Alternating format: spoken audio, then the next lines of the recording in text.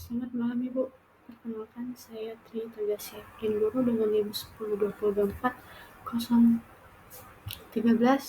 Di sini saya akan memaparkan materi tentang struktur organisasi dan manajemen perubahan dalam unit kerja dan mata kuliah perencanaan UKRMIK. Dosen pengampu yaitu Ibu Komarida Simbolon, SKM MKes. Struktur organisasi unit kerja RMIK. Struktur organisasi menentukan pekerjaan tugas, dibagi, dikelompokkan, dan dikoordinasi secara formal. Adapun organisasi berasal dari perkataan organisme, yaitu struktur dengan bagian-bagian yang demikian diintegrasi hingga hubungan mereka satu sama lain dipengaruhi oleh hubungan mereka dengan keseluruhan. Struktur organisasi adalah sebagai suatu kerangka yang mewujudkan pola tetap dari hubungan-hubungan di antara bidang-bidang kerja maupun orang-orang yang menunjukkan kedudukan, wewenang dan tanggung jawab masing-masing dalam suatu sistem kerjasama. Dalam buku The Evolution of Management Thought, karya Daniel E. Rand and Arthur J. Bedeyan 2009, halaman 221-227, Henry Fayol menjelaskan fungsi utama organisasi yaitu perencanaan, yaitu planning, pengorganisasian organizing, pengarahan directing, dan pengendalian controlling. Yang pertama yaitu planning. Planning atau perencanaan merupakan suatu aktivitas menyusun tujuan perusahaan lalu dilanjutkan dengan menyusun berbagai rencana guna mencapai tujuan perusahaan yang sudah ditentukan. Adapun 3 bagian planning yaitu pertama top level planning yaitu perencanaan yang bersifat strategis, yang kedua middle level planning perencanaan yang bersifat administratif, dan low level planning yaitu perencanaan yang bersifat operasional dan fokus pada hasil atau capaian tujuan jangka panjang organisasi. Yang kedua yaitu pengorganisasian atau organizing. Suatu aktivitas pengaturan dalam sumber daya manusia dan sumber daya fisik lainnya yang dimiliki oleh perusahaan untuk melakukan rencana dan tujuan yang sudah ditetapkan organisasi. Yang ketiga, pengarahan atau directing, yaitu fungsi untuk meningkatkan efektivitas dan efisiensi kinerja optimal dan menciptakan suasana lingkungan. Yang keempat yaitu pengendalian atau controlling, yang dimana ini adalah kegiatan menilai dan mengevaluasi kinerja berdasarkan standar yang sudah dibuat organisasi dan melakukan perbaikan apabila dibutuhkan. Selanjutnya itu prinsip dasar struktur organisasi.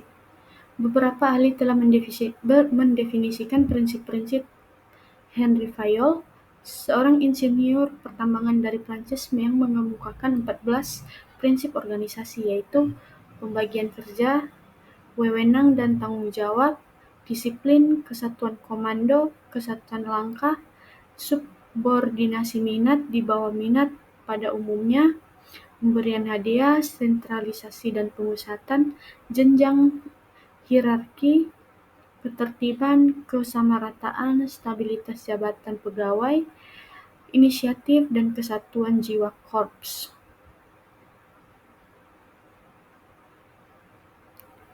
Bentuk organisasi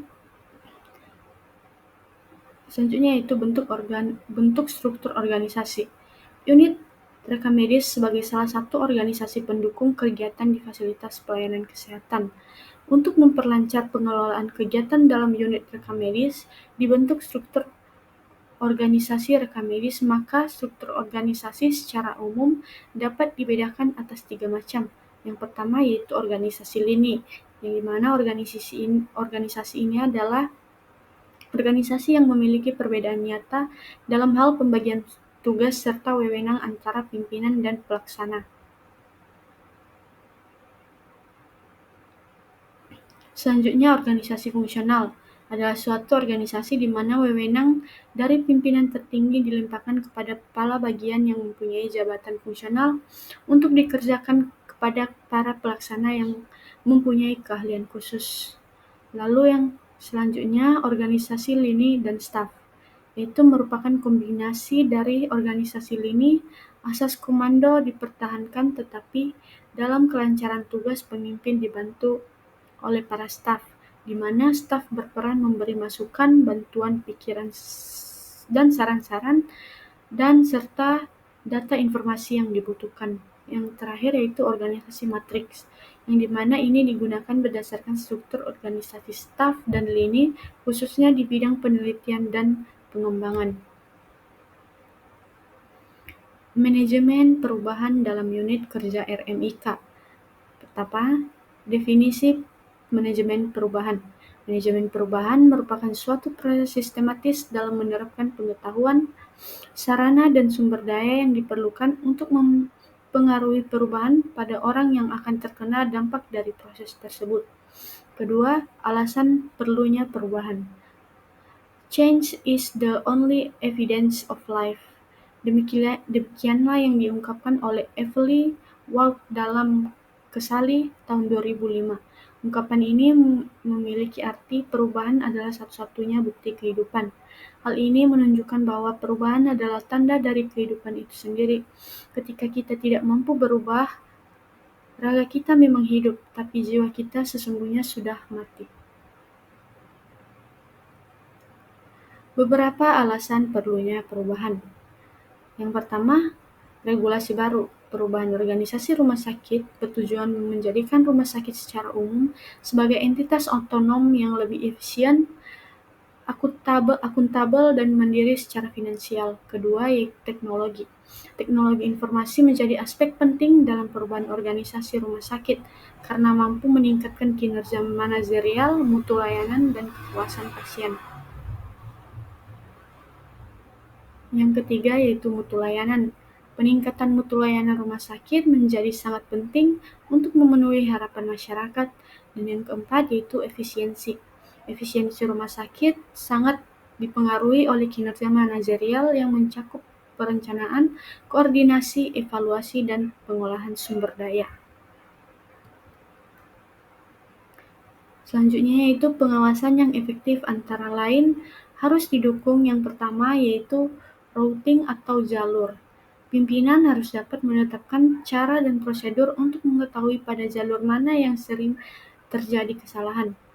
Kedua, scheduling. Pimpinan harus bisa menetapkan dengan tugas kapan semestinya pengawasan itu dijalankan. Ketiga, dispatching. Ini adalah pengawasan yang berupa suatu perintah pelaksanaan kepada pekerjaan agar selesai tepat waktu. Terakhir yaitu follow up. Follow up yaitu pemimpin mencari solusi atas permasalahan itu dan memberikan petunjuk supaya kesalahan yang sama tak terulang lagi. Model perubahan. Yang pertama yaitu model 8 langkah perubahan Kotter. John Kotter memperkenalkan model perubahan 8 langkah. Proses perubahan dibagi menjadi 8 tahapan, yaitu 1. Menciptakan rasa urgensi untuk berubah, membentuk koalisi pemandu yang kuat, mengembangkan visi dan strategi, mengomunikasikan visi, menghilangkan hambatan, menciptakan kemenangan jangka pendek, mengonsolidasikan hasil yang dicapai, dan terakhir menanamkan perubahan dalam budaya organisasi. Kedua, model perubahan Lewin. Model ini dinamai dari Kurt Lewin yang mengembangkan pada tahun 1950-an. Proses perubahan dibagi menjadi 3 tahap, yaitu yang pertama unfreeze, yaitu mencairkan atau membuka diri. Ini adalah tahapan persiapan di mana organisasi dipersiapkan untuk menerima perubahan. Yang kedua change, yaitu perubahan. Ini adalah tahapan implementasi di mana perubahan mulai dijalankan. Dan yang terakhir yaitu refresh atau membekukan kembali. Setelah perubahan mulai terbentuk dan orang-orang telah menerima cara kerja baru, organisasi siap untuk membekukan kembali agar perubahan tersebut menjadi kebiasaan dan tertanam dalam sistem kerja. Hambatan dalam perubahan ada 3. Yang pertama yaitu resistensi staf, keterbatasan sumber daya, dan terakhir budaya organisasi.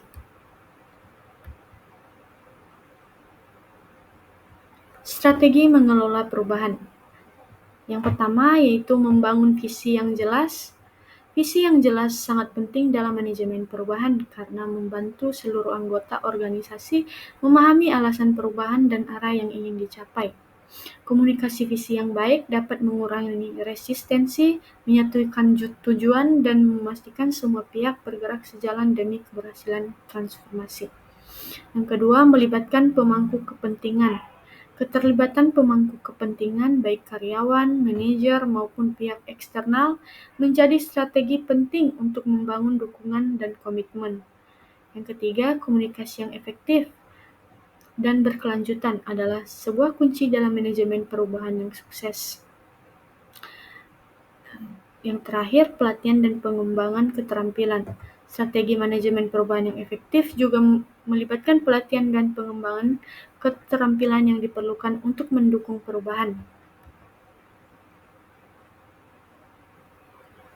Sekarang masuk pada soal kasus. Kasus yang pertama, Deborah sedang melakukan praktik di bagian reka medis. Ia menemukan bahwa struktur organisasi unit kerja reka medis di rumah sakit tempat praktiknya tidak jelas, sehingga beberapa petugas sering bingung siapa yang berwenang memberi instruksi.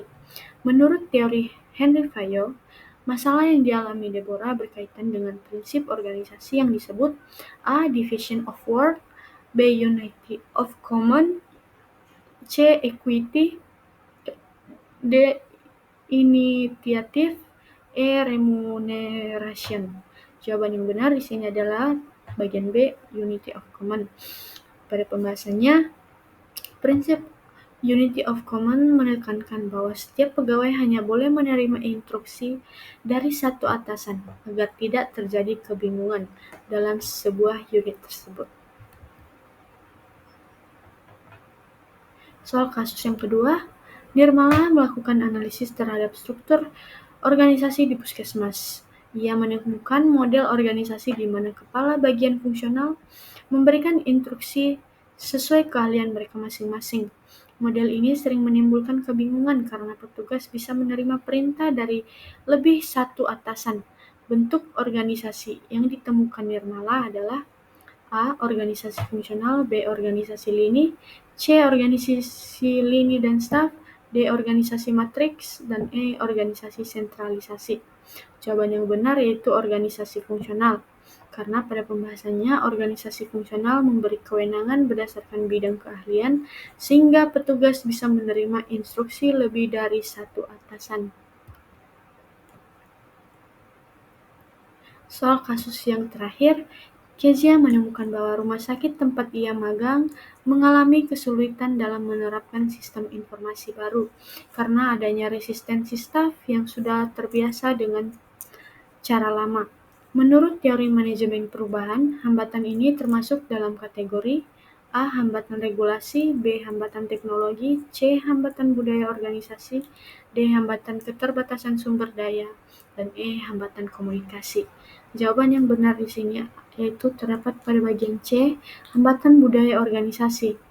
Pada pembahasannya, organisasi resistensi staf muncul karena budaya kerja lama yang sulit diubah, sehingga ini termasuk hambatan budaya organisasi.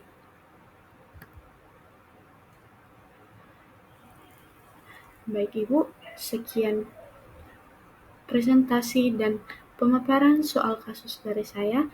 Jika ada kata yang salah dan pengucapan yang salah, mohon untuk dimaafkan. Terima kasih Ibu.